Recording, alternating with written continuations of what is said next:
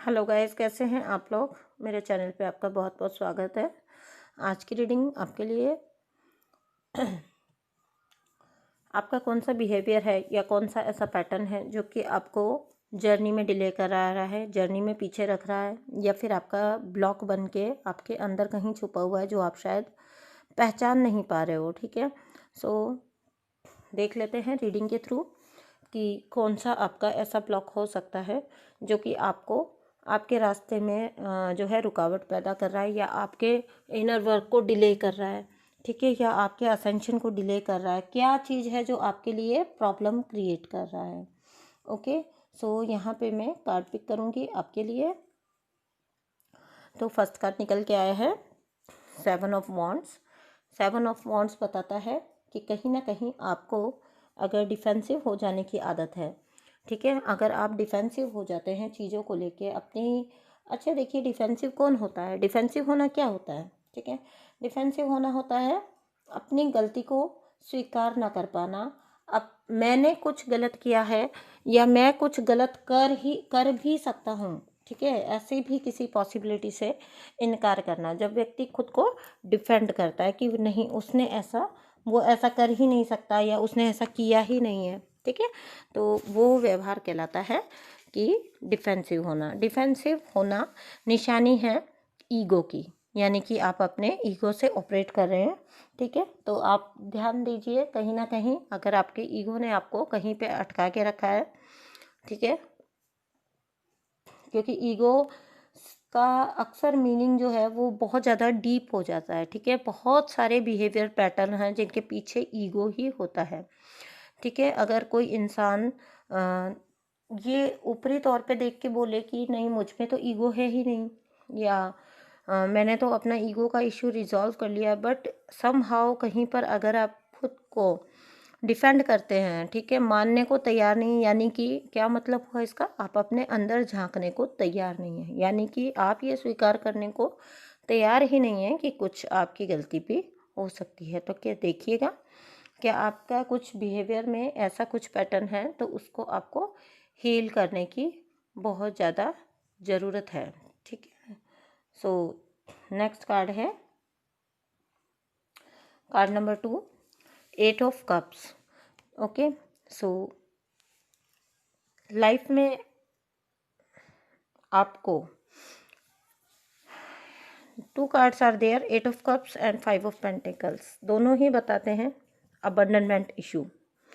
Okay, तो अगर आपको अबंडनमेंट के इश्यूज हैं, ठीक है, आपको लगता है लोग आपको छोड़ के चले जाते हैं, आपको लगता है आपके सब कुछ करने के बावजूद, सब कुछ ऑफर कर देने के बावजूद आप बहुत कुछ देते हैं बट उतना आपको मिलता नहीं है, या लोग आपको छोड़ के चले जाते हैं, या आप इस वजह से फियर में रहते हैं कि लोग आपको छोड़ के चले जाएंगे।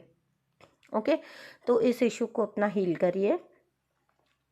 और सेकंड थिंग ये है कि ये कार्ड्स ये भी बताते हैं कि कहीं ना कहीं आप ओवर गिव करते हैं अगर, ठीक है, तो रिसेप्टिविटी में आइए। ओवर गिविंग भी अच्छा नहीं है। ठीक है, देते ही देते जाना नहीं, रिसीविंग में भी रहना चाहिए इंसान को। ठीक है, रिसीव करने का भी उनको एबिलिटी अपना बढ़ाना चाहिए। तो ये देखिए, अगर आपको अबंडनमेंट का कहीं ना कहीं इश्यू ज़रूर होगा, ठीक है, यही रीज़न है कि ये 2 कार्ड्स यहाँ पर निकल के आए हैं कि आप अपना अबंडनमेंट का इशू हील करिए। अगर आपको ऐसा लगता है कि लोग आपको छोड़ के जाते हैं, नहीं, आपके ओवर गिव करने की वजह से कई बार उस इंटेंसिटी से घबरा के लोग आपसे दूर जाना चाहते होंगे। ठीक है, तो कहीं ना कहीं ये आप ही के बिहेवियर में कुछ ऐसा पैटर्न छुपा होगा जो कि सामने वाले को फ्रस्ट्रेट कर देता है या उसको जाने पे मजबूर कर देता है। ठीक है, या फिर आप ज़्यादा चीज़ों को पकड़ के रखने की कोशिश करते होंगे, या फिर आप ज़रूरत से ज़्यादा कुछ ऑफ़र करते होंगे लोगों को। ठीक है, तो रिलेशनशिप्स में तो ज़रूरत से ज़्यादा देना भी ना आपके लिए उल्टा पड़ जाता है हमेशा। ठीक है, सो ये देखिएगा कि अबंडनमेंट के अगर आपको इशू हैं, अगर आपको कोई फियर है, लोग आपको छोड़ के जाते हैं, लोग आपसे वॉक अवे करते हैं, आपके साथ आपके रिलेशनशिप ज़्यादा लंबे समय चल नहीं पाते हैं। ठीक है, आप बहुत जल्दी लोग आपको या फिर बहुत जल्दी लोग आपको धोखा दे के चले जाते हैं। ठीक है, आपको ये फील होता है कि वो आपको धोखा दे के गए हैं।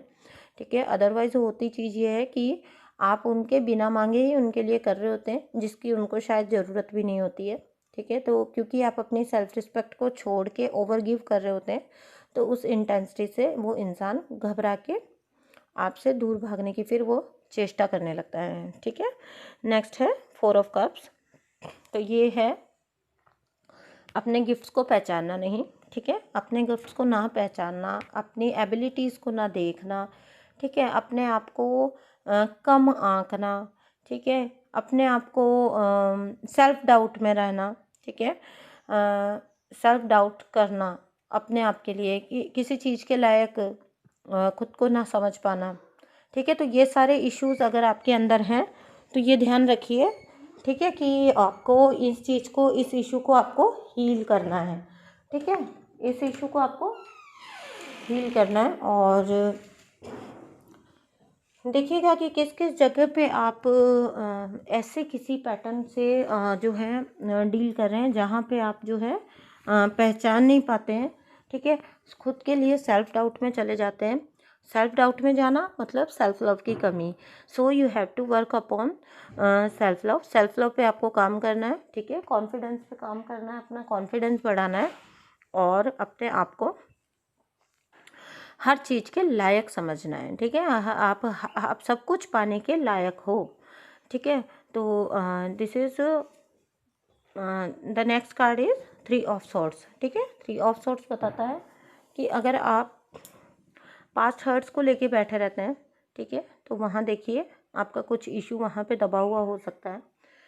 ये चीज़ आपका ये वाला इशू आपका ये भी बताता है कि आप कुछ ना कुछ बातों को, ठीक है, अगर आप लेट गो नहीं कर पाते हैं, ठीक है, कहीं ना कहीं आप में लेट गो की कमी है। ठीक है, तो अपना देखिए, आप ये वाला इशू अगर आपके अंदर है, आप चीज़ों को लेट गो नहीं कर पाते हैं, ठीक है, बातों को लेट गो नहीं कर पाते हैं, लोगों को लेट गो नहीं कर पाते हैं, तो that is a biggest issue.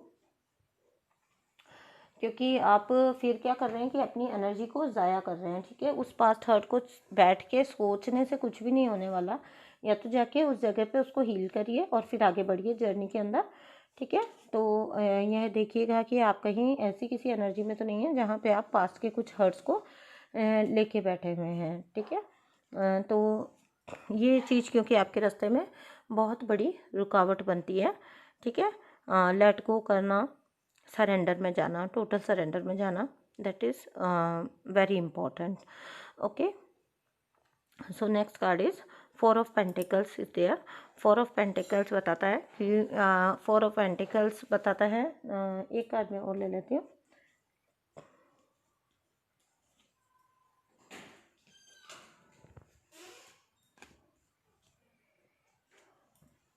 Four of Pentacles and let me shuffle. Okay, 2 of Swords. Okay, so 4 of pentacles and 2 of swords. तो कहीं ना कहीं आपके अंदर ये इशू होगा कि आप डिसीज़न मेकिंग आपका कम होगा। ठीक है, चीज़ों को ज़्यादा टाइम आप सोचने में ही निकाल देते होंगे। ठीक है, एग्जीक्यूट नहीं कर पाते हैं। प्लान्स होते हैं आपके पास, but you are unable to execute them at the right time. सही टाइम पर उनको एग्जीक्यूट नहीं कर पाते हो। काम करने का सोचते हो बट सोचते ही रह जाते हो। और ये तो बहुत कॉमन सी चीज़ है, डेली रूटीन में लोगों के साथ ये होता है। मान लीजिए कि आपका इनर वर्क भी है, तो आप सोचते होंगे बहुत सारी चीज़ें कि कल से ये करना है, कल से वो करना है, और वो कल कभी भी नहीं आ पाता होगा। ठीक है, तो यहाँ पे ये बता रहा है कि पोस्टपोनमेंट को बता रहे हैं ये दोनों कार्ड, और साथ ही बता रहे हैं कि आपके डिसीजन मेकिंग में कमी है। ठीक है, so work on this. Decision, अपनी डिसीज़न पावर बढ़ाइए, और डिसीज़न पावर आपकी तभी बढ़ेगी जब पहले जितने इशू बताए हैं उन पे वर्क होगा, क्योंकि वहाँ से आप फियर से निकलेंगे। क्योंकि आपको अबंडन करने का भी, देखिए, जब आप कोई फैसला लेते हैं तो आपको लगता है कि बहुत सारे लोग शायद अब नाराज़ हो के आपको छोड़ के चले जाएंगे। ठीक है, या फिर आप सेल्फ डाउट में रहते हैं, जो 4 ऑफ कप्स की एनर्जी थी यहाँ पे। ठीक है, तो अगर आप सेल्फ डाउट में रहते हैं तो आपको लगता है कि ये काम करना है मुझे, सोच रहे हैं आप उस बारे में, लेकिन आप कर पाएंगे या नहीं। ठीक है, ये चीज़ को लेके आप डाउट में रहते हैं। ठीक है, तो डिसीजन मेकिंग आप में तब आ पाएगी जब आप फियर से बाहर निकलेंगे। ओके, बेवजह के फियर से बाहर निकलेंगे, बेवजह के इश्यूज जो आपने अपना इतने ज़्यादा हाई कर रखे हैं। ओके, और जहाँ पे अगर आपसे पास्ट में कुछ गलतियाँ हुई हैं तो उनको आपको समझ के उनसे शिक्षा लेके आगे बढ़ना है, ठीक है। वहाँ पे खुद को डिफेंड नहीं करना है कि मेरे से कभी हो ही नहीं सकता या मैं कभी कर ही नहीं सकती, ठीक है। तो वहाँ पे आपको डिफेंड नहीं करना है खुद को, बल्कि आपको उस जगह पे अपनी चीज़ को स्वीकार कर लीजिए और फिर आगे बढ़िए, ठीक है ना। जो सुधार लेता है वो बड़ा होता है, ठीक है। जो अड़ के बैठा रहता है ना ईगो के अंदर, वो हमेशा पीछे छूट जाता है। वही इंसान पीछे छूटता है जो अपनी झूठी ईगो को बहुत बड़ा बना के बैठा रहता है। मान लीजिए अगर आपसे कुछ हुआ है तो, ठीक है। और यही सब है, बस ये कार्ड्स यही सब बता रहे हैं, सारे के सारे इश्यूज आपके जो भी निकल के आए हैं, ठीक है। लास्ट के ये जो 2 कार्ड्स आए हैं, 4 of pentacles and 2 of swords, जहाँ पे आप में डिसीजन मेकिंग की शायद कमी हो सकती है, आप में सोच विचार ज़्यादा करते हैं आप, ठीक है। एग्जीक्यूट कम करते हैं, सोचते ज़्यादा हैं ओके, चीज़ों को पकड़ के बैठे रहते हैं। तो ये लास्ट के 2 कार्ड ऐसे निकल के आए जिन्होंने पहले के सारे कार्ड्स को क्लैरिफाई कर दिया, ठीक है। वो सब इश्यूज सॉल्व होंगे, उनके रीज़न से ही ये सब निकल के आता है कि आप में डिसीज़न का डिसीज़न पावर जो है वो आपके अंदर बिल्ड नहीं हो पाती है, ठीक है। आप उतना करेजियस नहीं बन पाते हैं कि आप कोई डिसीज़न ले पाएँ, ठीक है, कोई स्टेप ले पाएँ। और ये सब आपको कहाँ से बिल्ड होगा आपके अंदर? आपके बेस्ट इनर वर्क करने से, ठीक है। अपनी टोटल हीलिंग करिए, अपने सारे इश्यूज़ को हील करिए, एंड फिर आप जो देखिएगा जिस पावर में आप निकल के आते हैं, ठीक है, जिसको कहते हैं एक healed and balanced divine feminine, ठीक है। सो ये सारे इश्यूज़ आप अपने हील करिएगा, ठीक है। अब मैं मिलती हूँ आपसे नेक्स्ट वीडियो में। Thank you so much for watching, thank you and bye.